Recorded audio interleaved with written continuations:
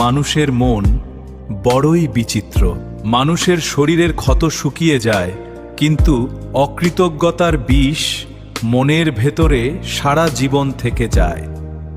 অকৃতজ্ঞ মানুষ হলো সেই মরুভূমির মতো, যেখানে তুমি যত ঘাম আর রক্তই ঢালো না কেন, কোনোদিন সবুজ ঘাস গজাবে না।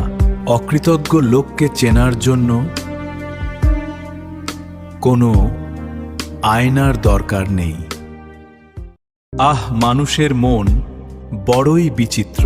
মানুষের শরীরের ক্ষত শুকিয়ে যায়, কিন্তু অকৃতজ্ঞতার বিষ মনের ভেতরে সারা জীবন থেকে যায়।